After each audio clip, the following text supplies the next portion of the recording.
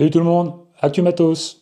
Je passe en revue rapidement avec vous les produits que je reçois régulièrement pour animer les deux magazines que j'édite, Journal du Trail et Road Mag. J'ai déjà parlé de premières chaussures, on va dire premier produit que je vous présente. J'ai déjà parlé de ces chaussures, hein. J'ai fait une thèse détaillée, une revue, enfin une présentation détaillée sur la chaîne. Les toutes nouvelles ASICS Metafuji Trail. Ça faisait un petit moment qu'on attendait que ASICS sorte une paire typée carbone trail performante en réponse, on va dire, à ce que propose la concurrence chez Hoka, Adidas, New Balance, avec évidemment une plaque carbone. On ne la voit pas ici, mais on a la caractéristique presque d'une chaussure de route équipée trail, c'est-à-dire avec des crampons pas excessivement marqués, mais suffisants pour ouais, la plupart des sentiers, on va dire. En tout cas, pas vraiment pour les terrains techniques, parce qu'avec ce stack conséquent et une semelle assez peu large à l'arrière, c'est pas ce qu'il y a de plus stable et adapté, on va dire, aux courses les plus techniques. J'ai fait un test, hein, une revue détaillée du produit sur la chaîne, allez voir. ASICS Metafuji Trail, il y a aussi un article sur Journal du Trail. Deuxième chaussure dont j'ai parlé encore plus récemment, 250 euros, hein, les ASICS, hein. Comme c'est Slab Ultra Glide de chez Salomon.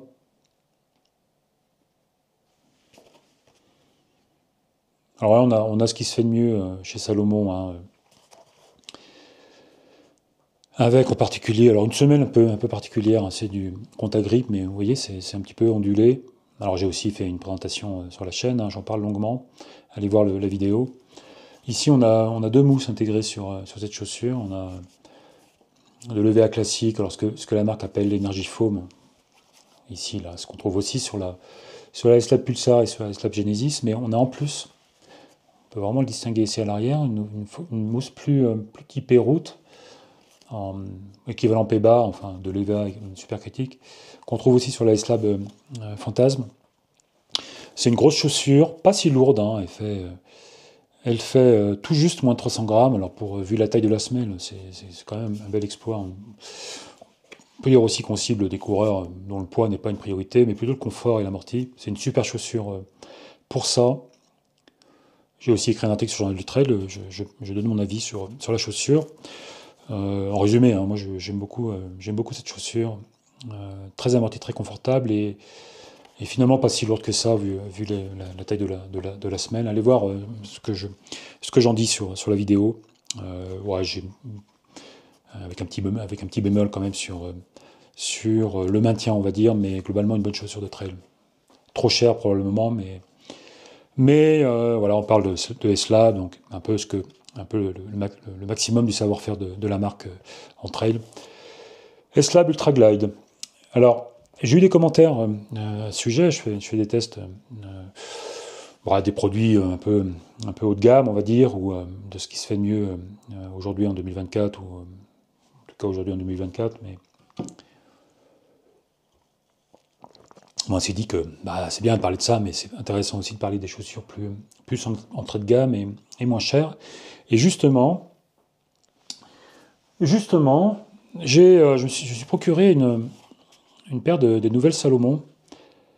Alors, elle a un nom particulier, c'est les Défi Gravel.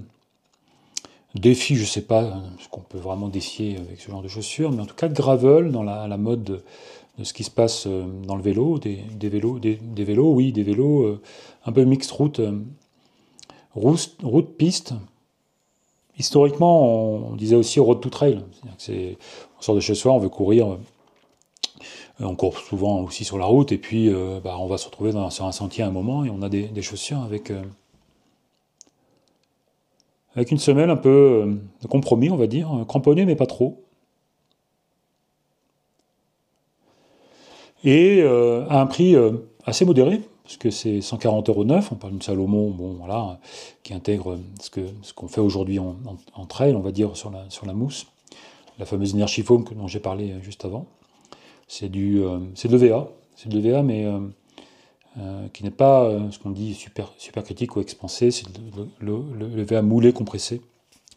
C'est ce qui se passe sur beaucoup de chaussures aujourd'hui en trail, en route aussi. Avec une architecture ou caractéristiques assez classiques, hein, je vous les montre de près quand même.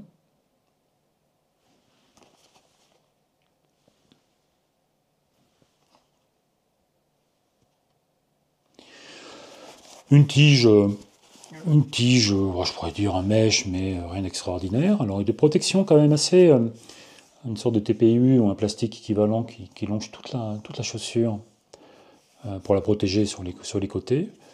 Un renfort, ouais, moyen, il y a une coque talonnière ici assez classique, hein, qu'on peut retrouver en route. Alors, Salomon aime bien préciser ou ajouter des petits artifices de design pour indiquer qu'il y a une sorte de châssis qui maintient le pied. Je pense qu'il n'y a pas vraiment besoin de ça pour que le pied soit maintenu. Il suffit que la coque ici soit assez rigide pour que ça fasse le job. Je vais les tester dans le détail. 140 €, c'est une chaussure donc en fait plutôt entrée de gamme ou polyvalente, on va dire. Si vous voulez une paire de chaussures, ben voilà, pour courir un peu sur la route, un peu dans les sentiers, avec un cramponnage suffisant, mais pas non plus excessif, ben, c'est peut-être une solution. Sachant que au bout de quelques mois, ce genre de produit passe vite à 100 €. Donc voilà. Donc pour changer de ce que je fais habituellement, je vais tester une chaussure un peu différente, plutôt entrée de gamme et finalement pas forcément moins bonne parce que on a ici caractéristique d'une chaussure probablement haut de gamme il y a 4-5 ans. Donc ça vaut le coup de tester ça. Il y aura une vidéo, évidemment, un article sur Journal du Trail de cette Salomon Défi Gravel. Avant la marque parlait de Road to Trail, maintenant c'est Gravel. Assez légère d'ailleurs, j'ai pesé ça à 245 grammes, c'est peut-être pas la peine d'aller plus loin que cette chaussure, on verra ce que ça donne sur le terrain. J'ai reçu différents produits, donc je voudrais vous parler d'une frontale que j'ai récupérée, une frontale très compacte, très légère. Ça ira pas sur une course de trail, mais si on fait une sortie d'une heure ou deux en footing le soir dans la forêt, ça sera très suffisant. Alors, j'ai quand même une petite remarque, alors c'est pas mal, hein. Je vous éblouis évidemment, hein, mais moi aussi je m'éblouis. C'est une frontale qui va monter à 200 lumens, alors à bloc 250 lumens, je crois, d'après les caractéristiques techniques. À bloc, vous ne tiendrez pas plus d'une heure avec ça, voire moins. Mais en modulant entre les 50 lumens de base et les 200 lumens, on peut sortir de 3 heures avec. Le critique que j'ai de ces produits, j'en ai parlé au chef de produit d'ailleurs pendant l'UTMB chez Silva. C'est une Silva, c'est la S Mini Fly. On ne peut pas changer la batterie, c'est-à-dire qu'on peut la recharger parce que ici il y a un port USB-C. Mais on ne peut pas changer la batterie, ce qui fait que si vous achetez cette frontale et qu'un jour vous souhaitez faire une course de l'UTMB ou une course ultra, où l'organisateur demande une deuxième frontale de sécurité avec la possibilité de changer la batterie, vous serez embêté parce que vous ne pouvez pas changer la batterie et si on s'appuie sur le règlement, cette frontale n'est pas compatible UTMB. C'est aussi le cas, alors je l'ai sorti parce que c'est un peu similaire c'est un produit un peu similaire, c'est Petzl. Chez Petzl, ça s'appelle j'ai oublié le nom, la Bindi. C'est équivalent, hein, c'est des batteries qui se rechargent sur USB, sur port USB, mais on ne peut pas changer c'est des frontales qui se rechargent comme ça, mais on ne peut pas changer la batterie. Et si vous achetez ça et que vous vous dites, j'ai une frontale de secours en plus de ma grosse frontale de course, ça ne fera pas l'affaire. Je trouve ça un peu amusant parce que mon chef de produit, normalement, maintenant, il est censé savoir que sur les grandes courses ultra, on demande éventuellement une batterie de secours, même pour la frontale de sécurité. Ne pas penser ça quand on est chef de produit, c'est un peu dommage, presque à la limite de l'erreur professionnelle, on va dire, parce que si vous arrivez au départ avec ça en vous disant ça suffit, peut-être que vous auriez un problème. Vous aurez un problème. Alors, j'en ai parlé au chef de produit, justement Silva sur l'UTMB. Il m'a dit, Thibaut Barognan, il a ça, mais ce qu'il fait, c'est quand même très très léger. Il prend une deuxième frontale de sécurité. Alors, il y a la frontale principale plein pot, et puis en sécurité, il prend celle-là, une deuxième, comme ça, si elle tombe en panne, il y a une deuxième sécurité. Mais c'est pas ce que demande l'orga. Donc, sur papier, pour être très précis et peut-être un petit peu procédurier, de prendre deux frontales comme ça en sécurité, c'est pas compatible UTMB. Il faut pouvoir changer la batterie. Je chipote, mais il n'y a qu'à imposer à son coureur sponsorisé Silva ou d'ailleurs Petzl, hein, ça peut être le même cas avec cette Bindi, ben, lui imposer de prendre une deuxième frontale de sécurité parce que le chef de produit n'a pas fait son job. Bon, voilà. Alors en vrai on s'en fiche, hein, c'est très suffisant en course, mais bon voilà, c'est une petite aparté sur les frontales. Cette Silva, alors c'est écrit ici S-Mini-Fly, qui est par ailleurs vraiment très bien. Autant prendre ça qu'une grosse qu'on va courir le soir. Un faisceau assez étroit et bah, 100 lumens ou 200 c'est même encore mieux, mais c'est même trop peut-être. C'est un faisceau assez étroit qui va vraiment faire le job sur la sortie. Je ne sais plus comment on éteint. Appui long, ouais. Ensuite, de quoi je vais vous parler? Alors j'ai une paire de chaussures de route, je vais finir avec ça. J'ai reçu des lunettes 100%, la marque 100%, que je ne connaissais pas. C'est la marque qui sponsorise Mathieu Blanchard, marque américaine, de conception française, je sais pas, c'est pas très clair. J'aime pas trop en fait, j'aime pas beaucoup le look, donc, en tout cas de ce modèle. Ça ressemble beaucoup enfin c'est des modèles mix route, enfin vélo et course à pied. Je suis pas super fan du look. Bon, c'est ce que porte Mathieu Blanchard. Alors, moi je pensais que Mathieu Blanchard avait plus de goût que ça. Moi je suis très fan de Oakley et de Jubot. Donc celle-là, je l'utiliserai un petit peu. Probablement que je la donnerai à mon neveu, par exemple, qui fait beaucoup de vélo aussi. Alors il y a un truc quand même sympa, c'est qu'on peut changer l'hiver pour des verres transparents. 100%. Le modèle c'est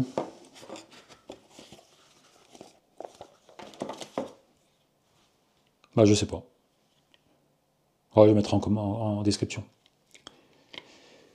Quoi d'autre? Alors, je me suis pas fait plaisir parce que ça faisait un petit moment que je les avais, au moins 5-6 ans. J'ai acheté des ultra flasques, des flasques Hydrapack, que moi j'aime beaucoup. Alors vous allez me dire, ouais, c'est des flasques. Bon. Sauf que celles-là, elles font 600 millilitres. C'est un petit peu plus que les 500 classiques. Alors c'est la même techno, hein. D'ailleurs Hydrapack, je pense que Hydrapack fournit quasiment tous les sacs, toutes les marques de sacs. Salomon, c'est Hydrapack. J'aime bien avoir 100 ml en plus, c'est toujours sympa d'avoir un petit peu de marge et en course, surtout quand il fait chaud et que bah, les ravitaux sont calibrés pour avoir pour une charge de 2 fois 500 ml, 1 litre. Moi j'ai 1 litre 2 toujours en course. Dans certains cas, ça permet d'avoir un petit peu de marge et c'est toujours bien de prévoir ça comme ça. Moi je cours avec ça. Alors je fais vraiment la promo de cette marque. Hydraflask, les 600 ml. Ça coûte un peu cher, ça coûte 25 € la flasque. Elle est fournie avec une tige, une pipette rallongée. Parfois, ça peut être intéressant quand le sac descend assez bas, chez les Camelback en particulier. Mais ça rentre dans les sacs classiques, le Salomon que moi j'utilise, ça fonctionne. C'est un petit peu haut, ça dépasse un chouïa, mais à peine plus que les flasques de la marque. Et en termes de largeur, ça va, ça fonctionne bien. Je me suis fait plaisir parce que ça faisait un petit moment que je les avais, elles commençaient à vieillir. Et elles fonctionnent encore très bien, les anciennes, mais voilà, ça dure des années. C'est vraiment des bons produits, je trouve. Quoi d'autre? J'ai fait le tour, sauf voilà, les chaussures dont je vais vous parler. Elles ne sont pas encore sorties, elles sortent le 2 octobre, je crois. Des Brooks, avec une semelle monstrueusement épaisse. Vous pouvez le voir. Hein. C'est les Brooks Glycérine Max. Chez Brooks, en route, il y a deux gammes. Enfin, on va dire, il y a les gammes un peu petit pépère, enfin un petit peu. Et en route classique, il y a les Ghost, qui sont sorties courte distance, polyvalentes, courte distance, pour faire un peu de fraction éventuellement. Il y a d'autres modèles chez Brooks en route. Et il y a celles-ci, les glycérines, qui sont le produit confort, longue distance. Et comme pour la Ghost, ils ont lancé une Max, qui est, alors là, c'est vraiment oversize et très très amorti dans la tendance actuelle. Peut-être un peu trop. Je vais tester moi-même pour Runmag. Je ne sais pas si je ferai une vidéo, dites-moi si vous voulez que j'en parle en vidéo. Alors la semelle alors les caractéristiques techniques, ils indiquent 45 mm de stack. Il y a un drop 6, c'est assez faible. En les chaussant, j'ai l'impression qu'il y avait quand même un peu plus de drop. Les marques sont en train d'homogénéiser tout ça, hein. Les drops, c'est 6, 8 mm. Les 10, 12 qu'on voyait avant, c'est de moins en moins, de plus en plus rare. Ici, on a, je pense qu'il y a presque 5-6 cm d'épaisseur de mousse. C'est énorme.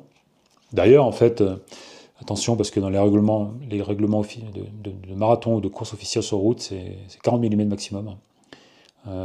Si vous courez avec ça, vous êtes disqualifié. Personne ne s'embête avec ça, sauf les élites, hein. On a une mousse très très amortie. Alors c'est de l'EVA, alors ils appellent ça DNA tuned, mais le techno DNA chez Brooks, c'est de l'EVA enrichi, enfin expansé à l'azote. J'en parle à chaque fois que je fais une vidéo de chaussures, mais depuis quelques temps, il y a des technos qui arrivent, où on appelle ça les mousses supercritiques. On met les mousses dans un four très chaud, des mousses qui sont toutes petites. On monte en pression, on monte en température, le gaz à l'intérieur passe dans un état de la matière qui s'appelle, c'est à la fois liquide et gazeux, mais c'est supercritique. C'est un état supercritique où le gaz devient à la fois les caractéristiques du liquide et aussi du gaz, enfin la matière. Donc on utilise de l'azote ici, parfois c'est du CO2, et ça a pour effet de diffuser par la pression la chaleur à l'intérieur de la mousse, donc, qui est en fait une petite pâte très compacte, mais qui en temps normal est insensible à l'humidité et au gaz, hein, c'est imperméable. Avec la pression, la chaleur, ça rentre à l'intérieur. Et lorsqu'on ouvre le sas, on va dire, lorsqu'on décompresse ça, le gaz à l'intérieur a pour effet d'expanser la mousse. Et ça fait une sorte ça gonfle d'un coup, donc ça reste dans le cadre du moule, hein, parce que c'est pour ça que c'est quand même moulé, ça fait pas une sorte de gros chewing-gum. Et ça a pour effet de faire des mousses à la fois légères, parce qu'on parle d'un embryon assez compact, et comme ça expanse, le volume agrandit, mais la masse est la même, donc ça fait des mousses légères, avec des caractéristiques de rebond et d'amorti et de rebond assez développées, plus importants que les mousses EVA classiques, compressées, moulées, compressées. Et c'est pour ça qu'on voit de plus en plus ce genre de techno. Alors c'est soit de l'EVA, soit du TPU, le PEBA, le fameux PEBA, avec caractéristiques toujours un petit peu différentes, mais globalement, on va en voir de plus en plus. Alors, si vous pouvez le remarquer, la mousse, la semelle est un petit peu granuleuse, un peu comme si elle réfléchissait, comme si elle brillait. Je ne sais pas si vous voyez vraiment là, mais avec l'impression d'avoir une sorte de polystyrène. C'est pas lisse, c'est un petit peu. Alors, c'est l'effet des bulles, ça. Caractéristiques de cette chaussure, bon, je ne suis pas sûr de faire une vidéo, mais caractéristiques de cette mousse, on va dire, d'après les caractéristiques techniques données par la marque. Il y a deux densités de cette mousse, ou deux caractéristiques de cette mousse. Plus amortie, plus souple à l'arrière, et un peu plus ferme à l'avant pour plus de rebond. Voilà. Je ne sais pas comment ils font ça. Est-ce qu'il y a deux mousses intégrées? On voit à travers ici qu'il y a une composante jaune. Est-ce que c'est une deuxième mousse? Est-ce que c'est deux blocs de mousse? Ou bien un seul bloc qui a des caractéristiques intégrées différentes, et au moment où la semelle se développe, expanse, les caractéristiques sont conservées. Je ne sais pas trop dans les détails, j'irai courir avec ça et je vous dirai ce que j'en pense. C'est quand même très épais. Là on peut voir, il n'y a presque pas de...